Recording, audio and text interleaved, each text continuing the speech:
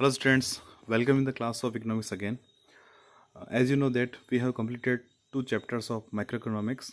Chapter first introduction and chapter second is consumer behavior. Second chapter जो हमने पढ़ा है उसमें तीन पार्ट थे. कौन कौन से?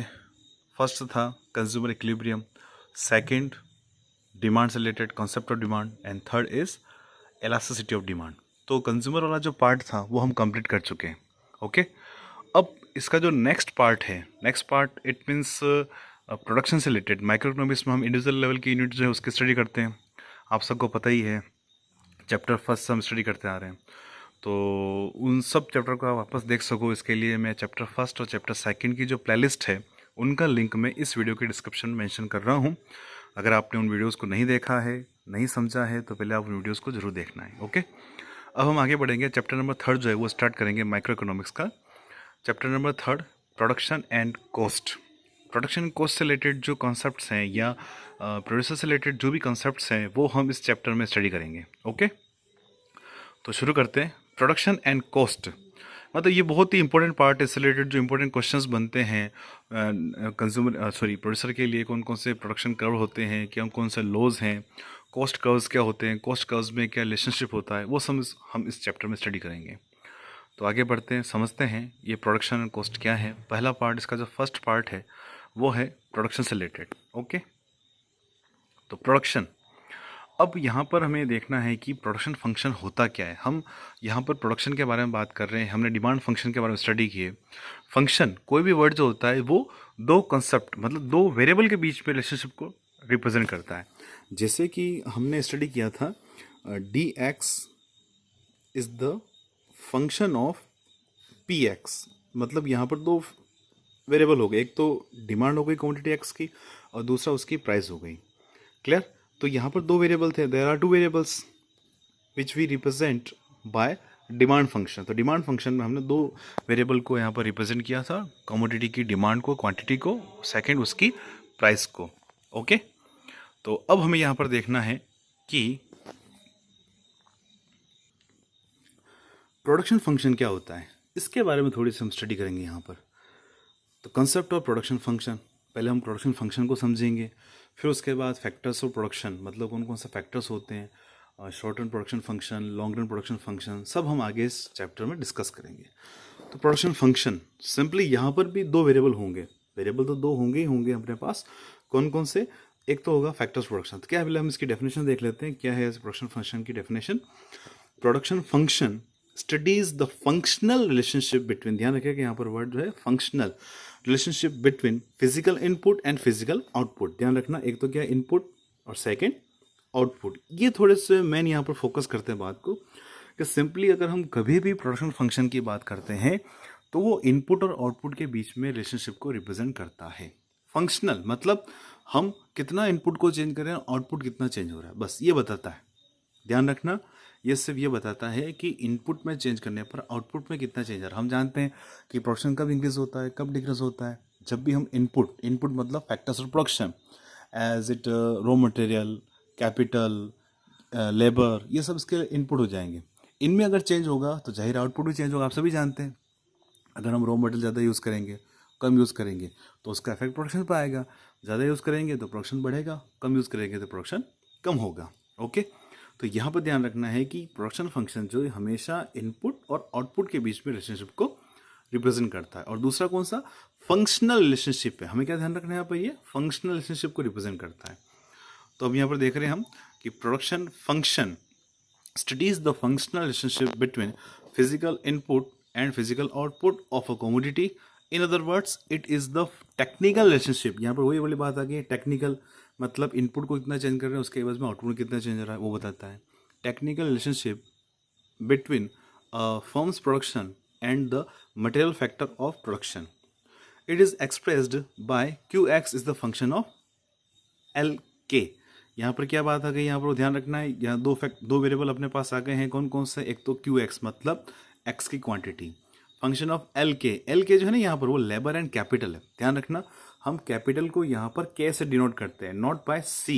सी जो है वो मैक्रो में हम कंजप्शन के लिए यूज़ करते हैं. तो हमेशा हम कभी भी कैपिटल के बारे में डिनोट करेंगे तो वो हम के से ही रिप्रेजेंट करेंगे, के से ही डिनोट करेंगे।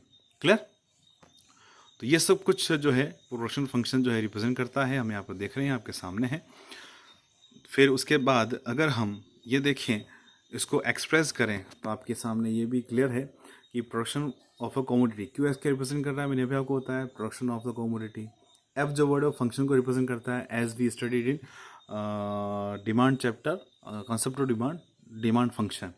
एल डिनोटेड लेबर, ठीक है, लेबर को डिनोट कर रहा है, एंड के डिनोटेड कैपिटल, ये इसको यहाँ पर डिनोट कर रहे हैं।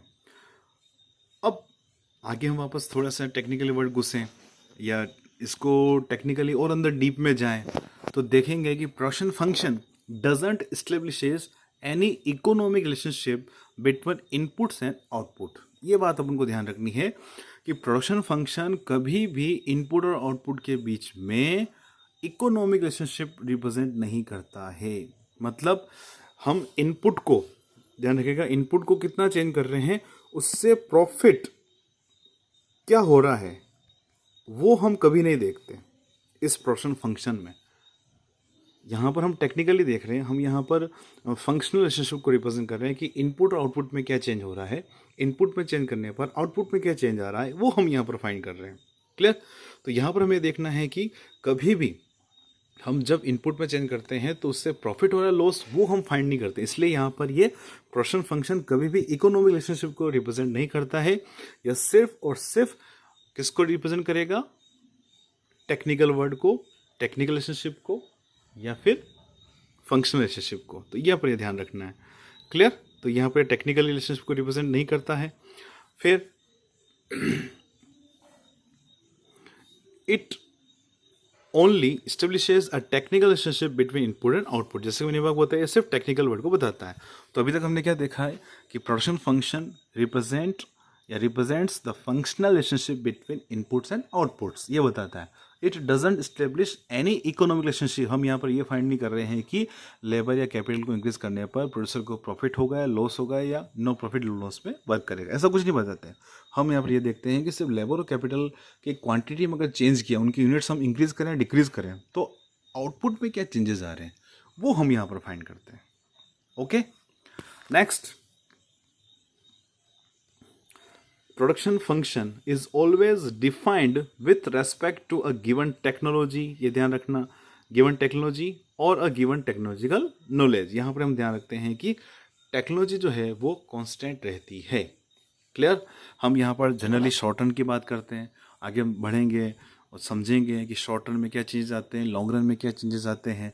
तो यहाँ पर टेक्निकली हमें यहाँ पर देखना है कि जो टेक्निकल नॉलेज है उसको हम कांस्टेंट मान रहे हैं, मतलब शॉर्ट रन में टेक्नोलॉजी को कांस्टेंट मान रहे हैं, मशीनरी में कोई चेंज नहीं हो रहा है। क्लियर?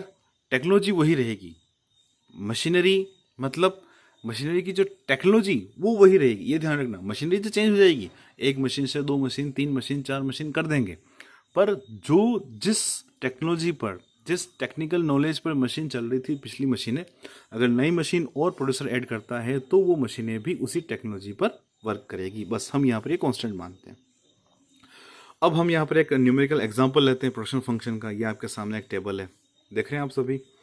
इस टेबल को अच्छे से समझिए बेटा, ये टेबल बहुत कुछ डिनोट कर रही है। यहाँ पर हम यहाँ पर देख रहे हैं कि फैक्टर्स बताए गए हैं। ये जो फैक्टर हैं कौन कौन से, एक तो कैपिटल जिसको एक्स से डिनोट किया है, और दूसरा है लेबर। क्लियर? अब हम यहाँ पर समझेंगे, यहाँ पर अगर हम लेबर का 0 यूनिट और कैपिटल की 0 यूनिट हम कंज्यूम करें, या फिर कंज्यूम करें, सपोज प्रोड्यूसर जो है वो लेबर की भी 0 यूनिट लगाए और कैपिटल को भी 0 यूनिट लगाए, तो क्या कुछ प्रोडक्शन होगा? क्या सोचिए, प्रोडक्शन पॉसिबल है क्या? कुछ नहीं है। क्यों नहीं है? क्योंकि लेबर भी नहीं है, मशीनरी भी नहीं है, कुछ भी नहीं, ना तो फिजिकल इनपुट है ना ह्यूमन रिसोर्सेज है। तो क्या प्रोडक्शन हो पाएगा किसी कम्युनिटी का? नहीं, पॉसिबल नहीं है। इसलिए यहाँ पर प्रोडक्शन भी 0 हो जाएगा। क्लियर? ये बात तो आगे समझ में आपको कि मतलब अगर दोनों के यूज़ नहीं होगा तो प्रोडक्शन भी 0 रहेगा। अब आगे हम देखते हैं, सपोज अगर कैपिटल 0 ही रहे और हम लेबर को इंक्रीज करें, हम लेबर को 0 से 1 कर दें, 2 कर दें, 3 कर दें, 4 कर दें, ध्यान रखना कैपिटल 0 ही है, तो उस कंडीशन में प्रोडक्शन भी 0 है। देख रहे हैं आप, प्रोडक्शन भी ज़ीरो। इसका मतलब क्या हुआ कि अगर हम कैपिटल कुछ भी यूज़ नहीं करें, सिर्फ हम लेबर लगाए, मतलब हम सिर्फ ह्यूमन रिसोर्स को इंगेज करते जा रहे हैं, ना कोई मशीनरी है, ना कोई रॉ मटेरियल है, तो क्या प्रोडक्शन पॉसिबल है क्या बेटा? नहीं है पॉसिबल।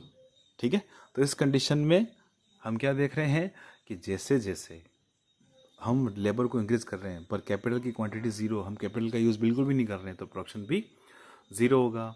सेम सेंस में यहाँ पर हम क्या देख रहे हैं कि अब कैपिटल को हम इंक्रीज करें और लेबर को ज़ीरो रखें, लेबर को ज़ीरो रख दिया और कैपिटल को 1 कर दिया, 2 कर दिया, 3 कर दिया, 4 कर दिया, इंक्रीज कर दिया, तो उस कंडीशन में क्या हुआ? प्रोडक्शन भी आप क्या देख रहे हैं? ज़ीरो का ज़ीरो ही है। कोई चेंज आया क्या? कुछ नहीं आया ना। यहाँ पर भी ज़ीरो, ये भी ज़ीरो, ये भी ज़ीरो, ये भी ज़ीरो, ये भी ज़ीरो। इसका मतलब क्या है कि अगर हम एक फैक्टर को इंक्रीज करते हैं, दूसरा फैक्टर जो है वो ज़ीरो रह जाए, तो उस कंडीशन में प्रोडक्शन पॉसिबल नहीं है। इसका मतलब दोनों ही फैक्टर पर प्रोडक्शन एसेंशियल है, लेबर भी ज़रूरी है और कैपिटल भी एसेंशियल है। बिना लेबर के, बिना कैपिटल के, या फिर सिर्फ कैपिटल हो लेबर नहीं हो, सिर्फ लेबर हो सिर्फ कैपिटल हो, कैपिटल नहीं हो, तो उस कंडीशन में प्रोडक्शन पॉसिबल नहीं है। अब हम देख सक रहे हैं कि लेबर की क्वांटिटी 1 पर कांस्टेंट रखकर अगर कैपिटल इंक्रीज करें 1 2 3 4 कर दिया, तो क्या होगा? प्रोडक्शन भी इंक्रीज हो रहा है। पहले 1 यूनिट था, 3 यूनिट हो गया, 7 यूनिट हो गया, फिर 10 यूनिट हो गया। सेम एज इट इज़ अगर हम कैपिटल को 1 पर कांस्टेंट रख के लेबर को बढ़ा दें, तो उस कंडीशन में 1 3 7 10 यहाँ पर इंक्रीज हो रहा प्रोडक्शन। तो इसका मतलब अगर हम एक फैक्टर के कुछ न कुछ यूनिट रखें, उसको कांस्टेंट रखें, और दूसरे की फैक्टर्स को, मतलब दूसरे फैक्टर की यूनिट्स को हम इंक्रीज करेंगे, तो प्रोडक्शन इंक्रीज होगा। ओके, अब अगर हम दोनों को इंक्रीज करें, तो अभी तक हमने क्या देखा कि दोनों ही ज़ीरो हों तो प्रोडक्शन ज़ीरो, दोनों में से अगर एक फैक्टर ज़ीरो है तो प्रोडक्शन ज़ीरो, दोनों में से किसी एक फैक्टर को कुछ यूनिट लेकर दूसरे की यूनिट को इंक्रीज करें, दूसरे फैक्टर की, तो प्रोडक्शन इंक्रीज होगा। पर अगर हम दोनों ही फैक्टर की यूनिट को इंक्रीज करें, जैसे कि हम एक यूनिट कैपिटल के लें, एक यूनिट इसके लें, तो प्रोडक्शन भी 1 यूनिट हो रहा है। क्लियर? फिर उसके बाद अगर हम यहाँ पर 2 यूनिट्स लेबर की लें, 2 यूनिट्स किसकी लें? कैपिटल की, तो प्रोडक्शन 10 यूनिट्स हो गया। क्लियर? देख रहे हैं आप? मैं कलर इसलिए चेंज कर रहा हूँ ताकि आपको पता चले, दिखे सामने। फिर उसके बाद अब हम 3 यूनिट्स लेबर की करते हैं, 3 यूनिट्स कैपिटल की कर रहे हैं, तो उस कंडीशन में प्रोडक्शन कितना हो गया? 30 यूनिट्स।